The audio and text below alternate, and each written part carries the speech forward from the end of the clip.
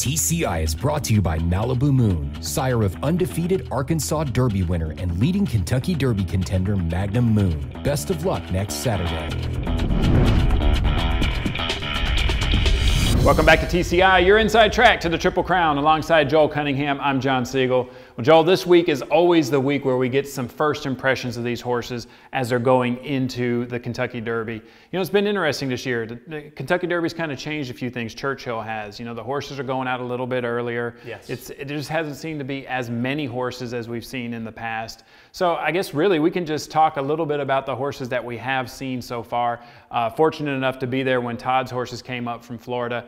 And of that crew that came in that day, I thought Magnum Moon looked the best. Tell me, what have you been seeing at Churchill, and what are some of your first impressions? Yeah, so everybody's navigating weather in Kentucky this time of year, and really it's been a lot of raining mornings up until yesterday, which was Thursday. You know, a little chilly in the morning, but really it was the first time that you could see the Pletcher horses on the track. Good Magic's over from Keeneland now, so they've really started to arrive, even though we're waiting on those California horses. You know, that's key to see how Bolt D'Oro comes over, and we'll report more on that next week when he flies in. Mendelssohn, everyone wants to see him clear quarantine. Justify, obviously. I mean, when you think of the Baffert horse in the past, a lot of times they've run in Arkansas. So instead of fly back to California, they've come straight to Churchill, and they've been here for a while. You've got to see multiple breezes there. Hasn't been the case. Justify has sort of been out there in California. They've had that luxury of not having to ship him and train over there, not have to deal with weather. So it's been a little bit different for us this year. And you mentioned the Pletcher horses showing up is really the first major activity, along with Good Magic coming over from Keeneland.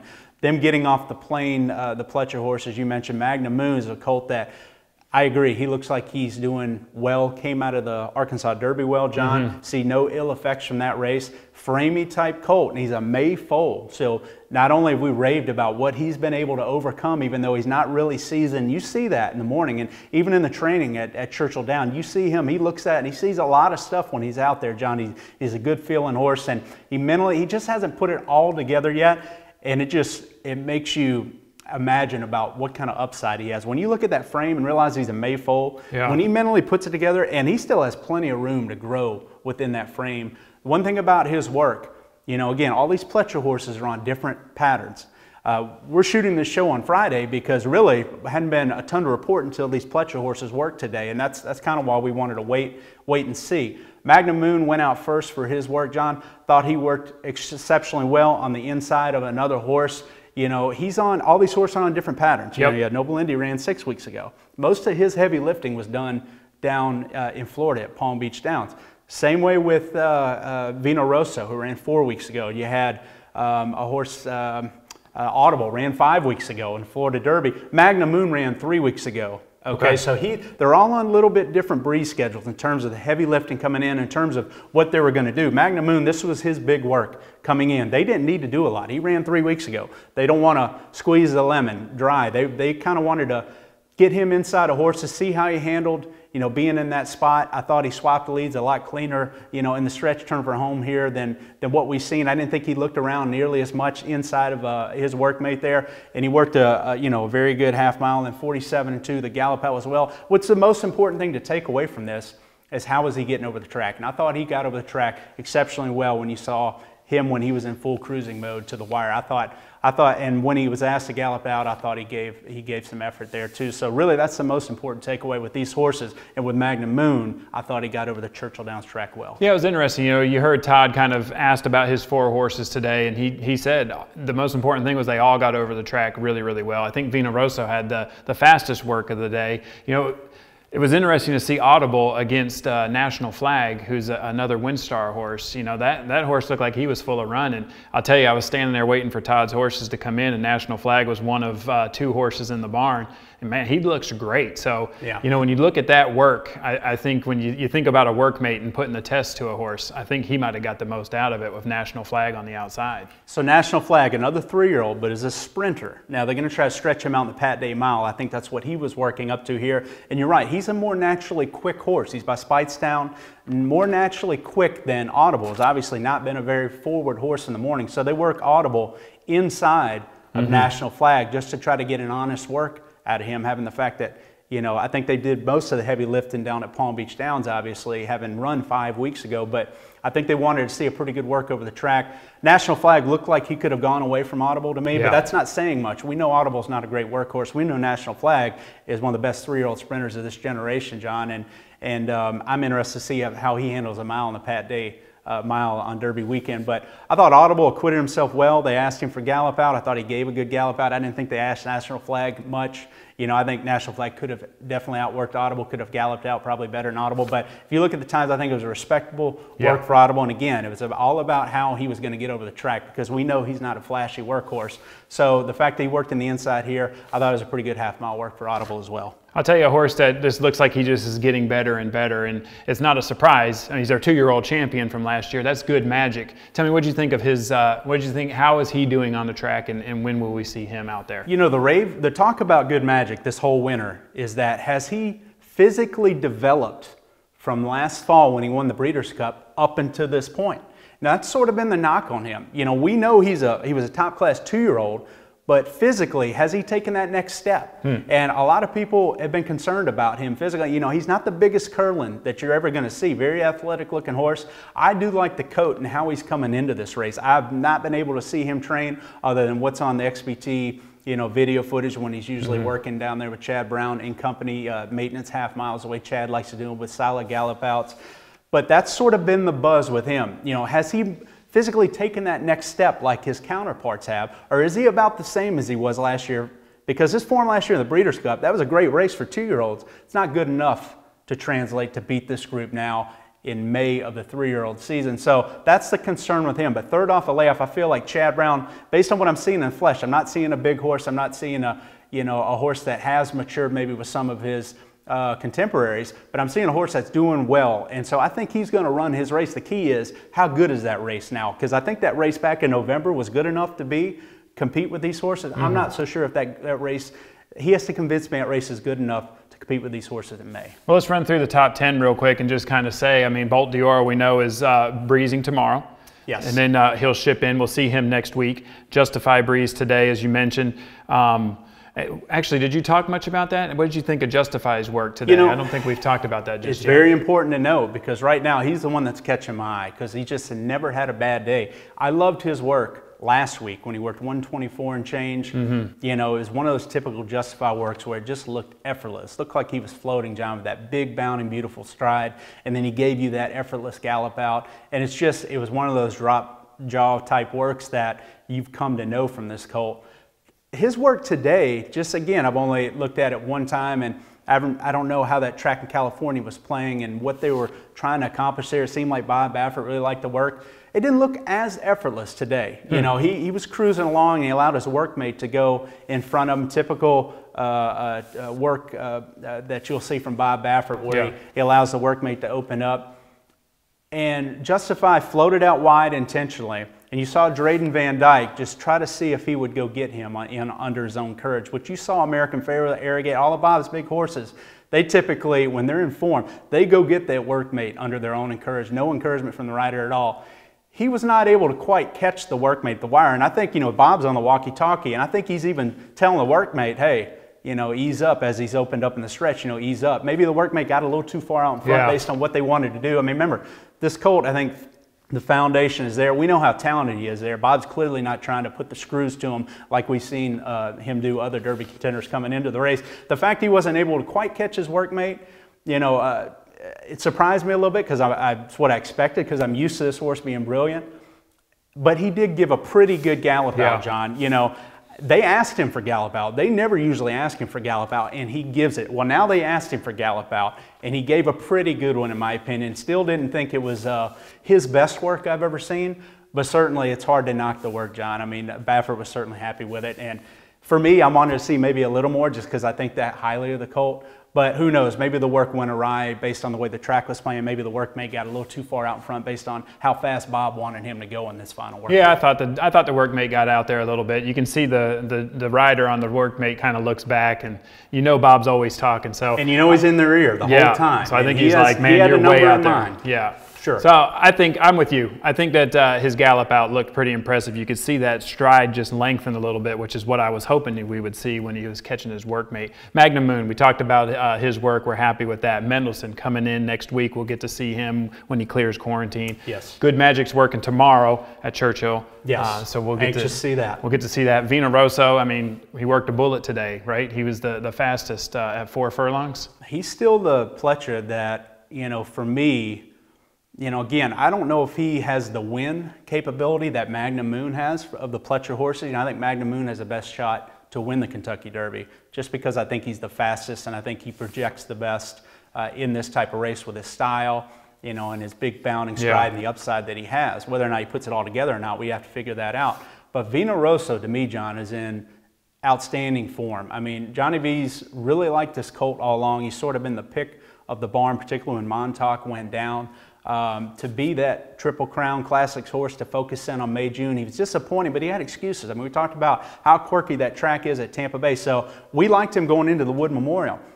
I thought, the more and more I look at that Wood Memorial, the more impressed I am the way he levels out the last 16th of a mile and is going away from Enticed. I just think that he has the best classic profile of a horse that, with Magnum Moon, again, how's he going to handle the mental challenges? Yeah. How is he going to handle a lot of the seasoning issues he has to deal with? Everybody talks about the Apollo curse. There's a concern there. And the fact that he has a similar style with some of these other horses that are going to be tactically placed, is a concern. Those horses like Justify that he's going to have a similar type of style with in the race.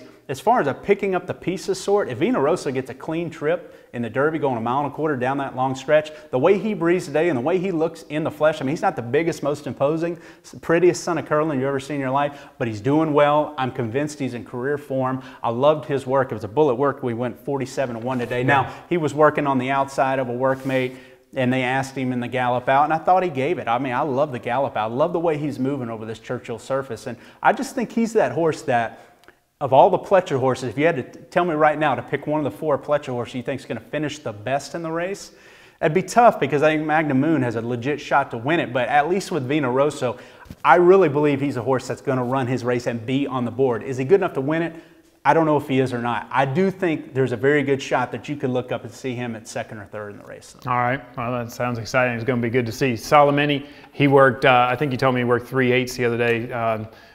Just, it was speedy, it was fast, and we'll just see what this colt is. I still think he's just seems to be an enigma. It's tough to train. Bob's admitted that. I mean, he's had his antics. I don't know what they're facing with the colt, but, they weren't going to do a lot with him. I think this was more of a sharpener work. He obviously, when he's run his best races, in my opinion, the reason I like him is he's been able to get forward position, get in a good cruising rhythm, and be tactically placed, and then still grind away down to the wire. And that's what I think makes his profile so interesting for a race like the Derby and some of these Triple Crown races going further, particularly down at long stretch at Churchill. He can get in that forward position and then continue to grind away and maybe outstay some of these horses. And that's the thing with him is, they flew him to Arkansas. We saw the antics again. I thought he ran a sneaky good second there. Again, we talked about the wide trip off a slow pace, and for him to come back on Combatant and get second, or third, he was that close to getting second, even though Quip got a perfect trip on that slow pace. So he's an interesting contender, John. The photos that I've seen of him, I thought it looks like he'd come out of the Arkansas Derby well in terms of when you think about having to put him on the plane, go back to Santa Anita, 3 weeks coming up, he's going to have to fly again, and 3 weeks after that Arkansas Derby, he's going to fly in again and run in the Kentucky Derby, the race of his life. I think Bob wanted to work him 3/8 just as a sharpener, not do too much, but maybe work a little speed into him. Because I think they feel like his best shot, again, is showing that tactical ability to be in the forward third of this Derby field, and then maybe having the ability to grind and outstay the rest of these horses. All right, talk about Enticed. He was down in, still down in Florida, right, where he did his final work? Yeah, and he's not a great workhorse. He has that high knee action, turf horse. He worked with affiliates running in, Take Charge Paula, I think, is running the Oaks, and she's more, I think, of a sprinter type. He's a horse that, again, is not a real generous workhorse. Is a 101 type work. Again, he's coming back in 4 weeks. He's going to fly in for Kieran McLaughlin. We know he likes Churchill. Look, if you're looking for a horse that is honest and can be that closer that you can, maybe have on the board in your tickets. I'm not so sure he's a win candidate, but remember that Jockey Club, Gold Cup that he ran, Kentucky Jockey Club Stakes that he ran in, was we thought was a good full field at the time. He shipped in, and first time around, two turns won the race. So again, you have to give this horse credit. He seems to fire his race every time. So I thought it was just for him, you're not going to see anything flashy in the morning. I'm interested to see him in person when he ships in. All right, and Audible we talked about, and then Hofburg. He's a horse that a lot of people are talking about him. I saw Bill Mott on the news today talking about this horse, and he really likes his chances with him. Tell me, what do you think? Yeah, I mean, Hofburg, you see good-looking son of Tappet with that Juddmonte female family, and, you start thinking right away, here's a Travers-type horse, with some of these horses that we've talked about. I mean, Magnum Moon, I think you're going to see the best of him this summer if he stays right and he doesn't go through the grind of this Triple Crown Trail, which we've seen this Triple Crown Trail chew up and spit out a lot of them. But he just looks, again, he's the upside that you're excited about. You mentioned Hofburg, he is the horse that his best days of racing are in front of him. I'm not so sure they're right now, John. I like what I see in terms of the pedigree and the package, but you see some green tendencies there. And again, when you're trying to forecast a race like Kentucky Derby and how he's going to fit in this race, I think he'd have to really come around mentally and run the race of his life to hit the board here. All right, well, let's look at how the Derby field's sizing up. Of course, everyone knows Quip is now going to go in the Preakness. Gronkowski, unfortunately, is not going to make it into the Derby. Yes. And I really do mean that. I mean, I know that he was a long shot, but I just think that as far as a profile of a horse that could really attract attention to our sport for the day, I do think that Gronkowski himself has that kind of fan base that would have been unique to have him do the walkover. Sure. The good news is it looks like he's pointed to the Belmont now. So just run me through the board real quick and tell me how it's sizing up now and what do we think the top 20 will be. So basically, Instilled Regard will be on a plane now, for Jerry Hollendorfer. Lawrence Best wants to run. He spends a lot of money in the industry buying these horses. I think he paid $1 million for this colt. He wants those tickets. He wants to be in. And what's so interesting is, here's a colt that I had as a top 3 contender after his Risen Star, because again, as we're sort of profiling these horses in the wintertime to try to get a projection on who's going to come around in May, he's one for me that, they sprinted him early in California.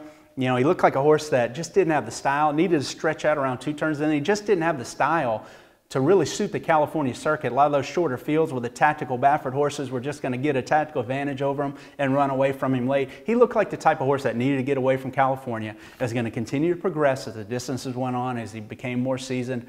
And we saw the steps. 2 turns, maiden win. Los Al Futurity was a good race in between horses. Gets on the plane to the Risen Star and looks great that day. And I'm thinking, okay, Hollendorfer has a Derby horse here. Yeah. He's regressed since then, John. I don't really think as highly as him as I once did. I'm not so sure his form is quite as good after that Risen Star for whatever reason. I thought his work the other day was a very average work with the workmate. So he's going to be on a plane, but he is certainly an outsider in this race. And so you start looking, you're going to have some also eligibles in here. I'm not sure if Asmussen's going to run Reride. I think you could see, as I mentioned, Sporting Chance sort of creep up in that also eligible list. The coach wants to run. Oh, yeah. He would be a speed presence in the Derby if he gets in. So the pace of the race, all that stuff, we'll talk about that next week. But I think that's your field of 20 right now, and it's a pretty solid field going in. And you mentioned Quip. You have to give kudos to WinStar Farm in terms of their management of him and their stable. I mean, it shows when you have a guy like Elliott Walden. You see his fingerprints on the operation because of his background in racing, John. Managing, I can remember him managing Ecton Park in Menifee as a trainer years ago. Yep. 2 successful campaigns where they were able to coexist in successful campaigns. For him to have 3 or 4 horses now with WinStar and manage them the way that they've been managed, I think it's a feather in the cap of their operation. They're doing it better than really anybody right now. And when you look at Quip, here's a horse that was going to run in the Bluegrass. Well, snow was in the forecast, and Justify went out of the Arkansas Derby and stayed at Santa Anita when, they had that shuffle there in the Baffert barn. Yep. So what's Elliott do? He scratches out of the grade 2 and he tries to get a grade 1. Well, you figure you got to run against a 2-year-old champ for a grade 2 in the snow. Might as well go to Arkansas a week later, running a grade 1, trying to make the stallion out of him against Magnum Moon. He ran well. He ran second in there. So what do now? They realize Justify is their best contender. He's a speed horse. Quip's a speed horse. Noble Indy's going to be, middle pack type presence, maybe a stalker, but not as big of a factor. You start looking at the WinStar horses, and it's a good move for WinStar to say, Quip, we're going to point you to the Preakness. You'll be the fresh horse there where speed plays well at Pimlico, coming in off of what, 5 weeks rest, since it's 3 weeks back from the Arkansas Derby if you were to run the Derby, and you're not going to get in the way of Justified. They don't want to inject any more pace in this Derby than needs to be. So Quip not running in the Derby helps justify their #1 string a lot. Well, the interesting thing will be if Justify wins, and they got Quip pointed to the Preakness, then it'll be a decision that you got to make on what you do with your horses. I wouldn't be surprised if Quip points for the Dwyer or something after that, or the Peter Pan or something, because trust me, they don't want Quip to get in the way of Justify, because I think they know and look, Quip's a nice horse. Justify's their A horse. He's their best shot to win this Kentucky Derby. Well, man, I'm looking forward to next week and seeing those horses coming in from California, getting back out there and getting some more first impressions. It's going to be good. Thank you guys for sticking with us. Make sure you come back next week. As we mentioned, we'll look at these California horses and we'll give you our picks for the Kentucky Derby.